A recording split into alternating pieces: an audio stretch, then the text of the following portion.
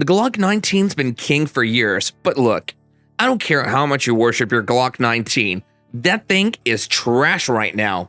Yes, I said it, and if that ruffles your range bag, good, because too many shooters are stuck in 2010 acting like nothing better's come along since. Meanwhile, the world moved on, with better triggers, tighter groups, and guns that make the Glock feel like a damn power tool. Now don't get me wrong, Glock had its moment, but today's 9mm, they're smarter and built to win. This list isn't just opinion, it's a proof. And if some of these contenders disappoint you, wait till you see what's sitting at number 1. It doesn't just challenge the Glock 19, it kicks the damn crown off its head. So buckle up, because these pistols aren't just aiming to replace the king, they're here to dethrone it.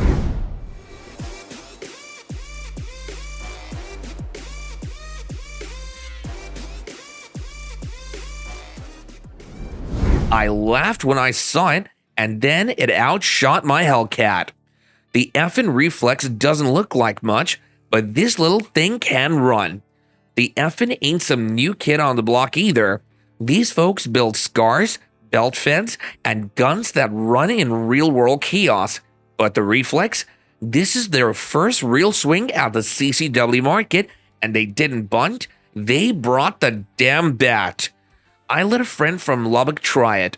He's a retired ranch hand who's been using the same small .38 revolver since the Reagan era. He ran 2 mags through the reflex, stepped back, grinned, and said, "If this thing had a cowboy name, I'd carry it tomorrow." That told me all I needed. Triggers crisp, sights are ready for glass, recoil snappy, that's for sure. It's a micro, but it runs smooth and clean. No jams and drama. Downsides? 11 rounds, controls are snug, but listen, the reflex isn't here to play nice with Glock. Also, it's not here to blend in with Glocks, it's here to outperform them, because in 2025, good enough ain't survival, it's surrender, and the reflex is here to fight. Have you ever fired a gun that makes you question everything you carry? That's the Kimber KDS 9C. I know, half of you are already rolling your eyes. Kimber? For a carry? Come on. Yeah, I used to say the same thing until I actually ran one. This gun feels like what happens when a 1911 grows up, hits the gym, and decides it's done living in the safe. Double stack, all metal, sleek, aggressive, built like a damn scalpel. Now I've heard all the hate. Too expensive, too flashy, single action's dangerous, but shoot it once and you'll feel the difference. The trigger is absurd. Crisp, short reset, no fluff. The recoil's soft, accuracy's deadly, and the grip feels molded to your bones. Yes, it isn't perfect. No optic cut unless you pay up, and it's not for rookies. But put it next to a Glock 19, Glock is the hammer, and the KDS 9C is the knife. So if you want safe, go plastic.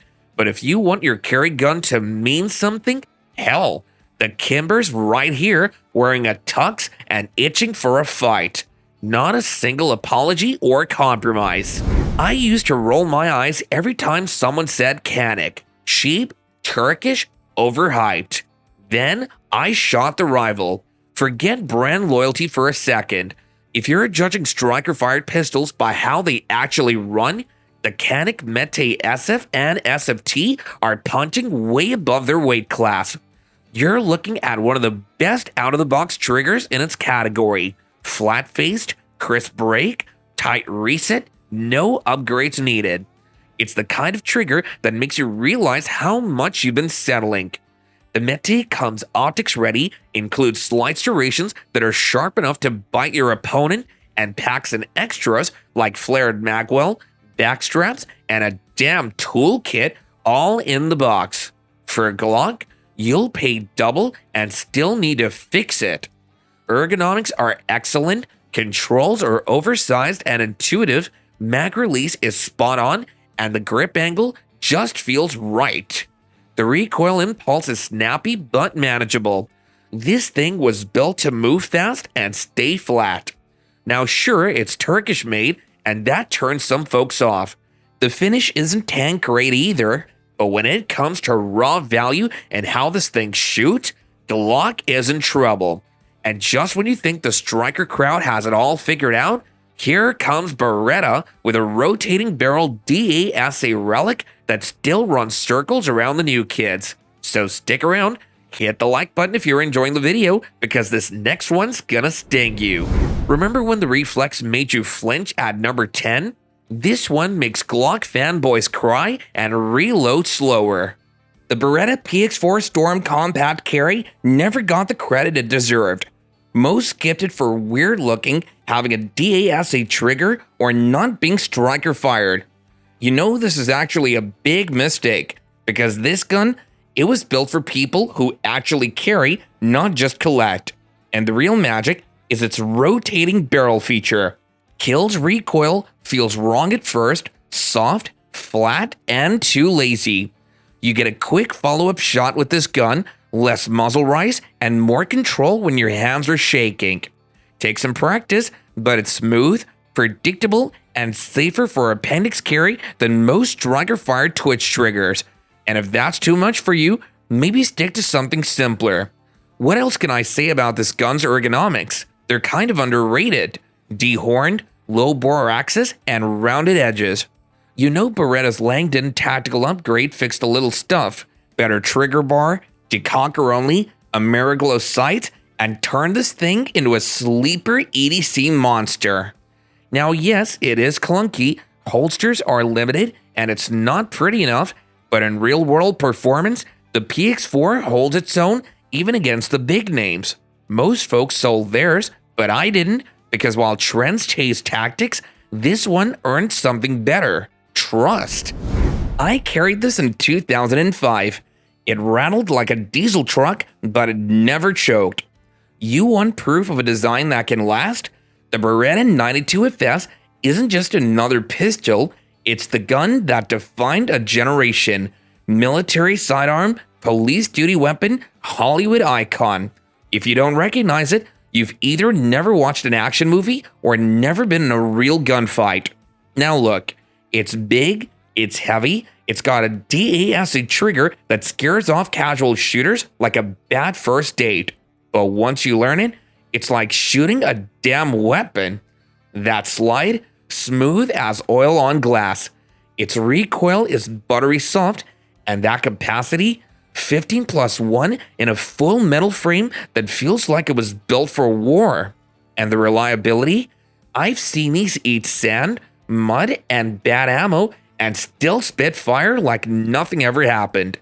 Yeah, striker fans will cry about the weight, optics bros will moan about the slide, and Glock guys, they'll tell you the 19 is lighter, simpler, and easier to run. And you know what? They're right. But only if you want to shoot like a rental. But the 92FS doesn't care about trends. It was built when duty guns had balls, and it still got them. You don't carry this because it's light, you carry it because you know your shot matters. Beretta didn't just make a pistol, they built a legacy. And this steel beast is still standing in the polymer era like a middle finger to mediocrity. I sold mine once, and that was pretty stupid of me.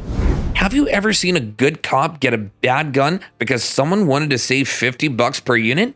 Yeah, that's the VP9 story in a nutshell. When it launched, it wasn't just hyped, it was respected. Instructors raved about the trigger, patrol officers loved the grip. It felt like HK finally gave the striker-fired crowd something built for real shooters. I knew a deputy out in western Pennsylvania, a real quiet guy with an old-school mindset. He once told me the VP9's the only polymer pistol I ever trusted out of the box. Then, his department dumped it for Gen 4 Glocks. Why? For budget cuts and lazy officer training. They picked cheap and easy over better and smarter, and the gun community just agreed with that. You see, the VP9 shoots like a tuned SIG, but carries like a Glock. The ambi setup? Slick. Paddle mag release? Weird at first, but quick after training.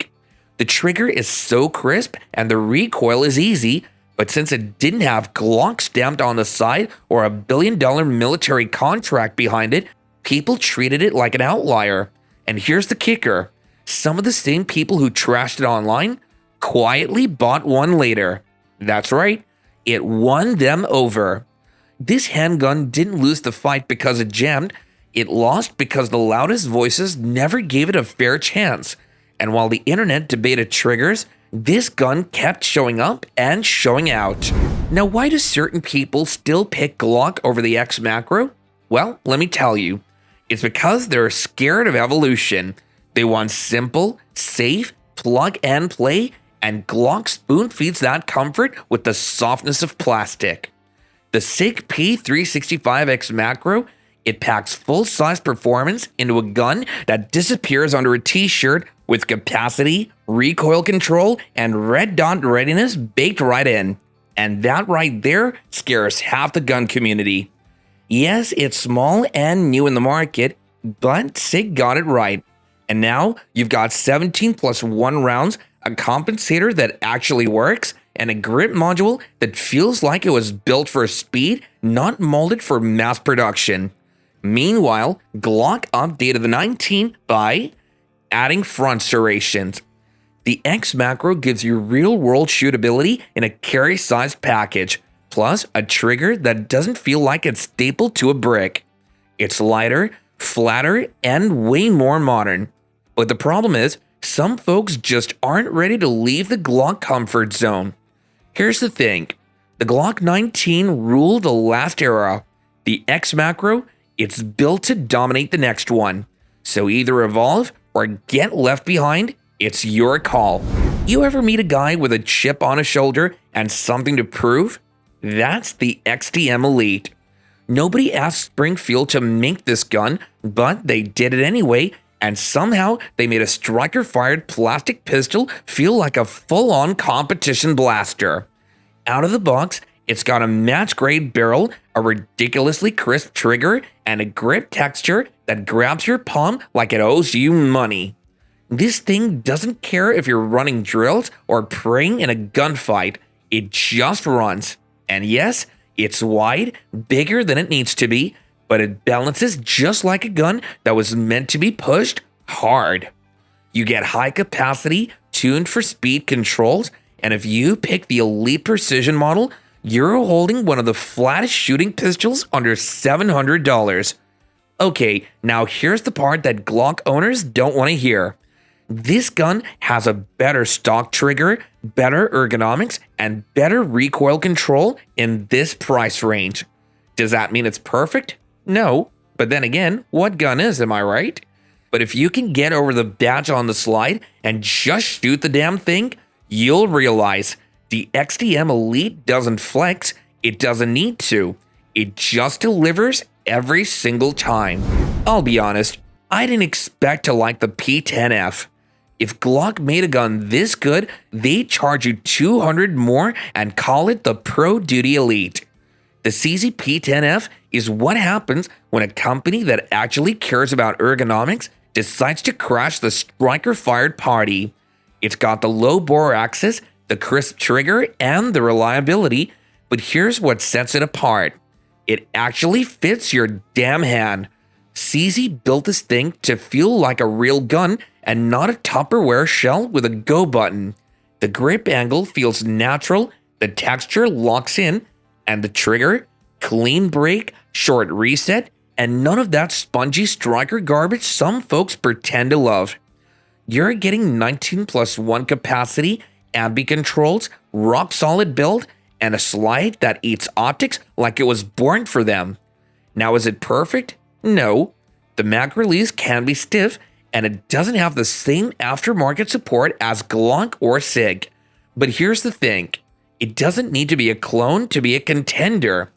You don't buy the P10F to flex, you buy it to put rounds on target every single time with zero excuses. Because when it comes to striker-fired duty guns, this one punches way above its price tag. So here it comes. The gun Glock fans don't even want to believe it exists.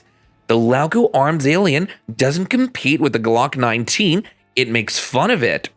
This isn't an upgrade, this is an evolution laughing in polymer. It comes with a fixed barrel, glass-delayed blowback, and a non-reciprocating top rail. It shoots flatter and runs smoother than a custom SIG with a $1,000 trigger job. It's sci-fi engineering built for the real world, and when you shoot it, you feel it instantly. No recoil issues, minimal muzzle flips, and the follow-ups, surgical.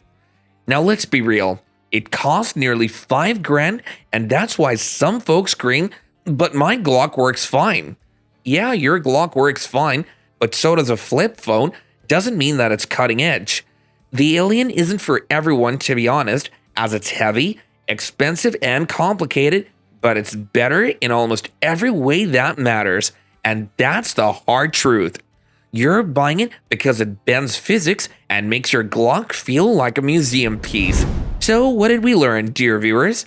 Glock made a hell of a gun back in the day, but good enough doesn't cut it anymore. Today's 9mm are faster, smoother, and smarter, and they don't care about Glock's reputation. They're here to outperform, outshoot, and outclass the old guard.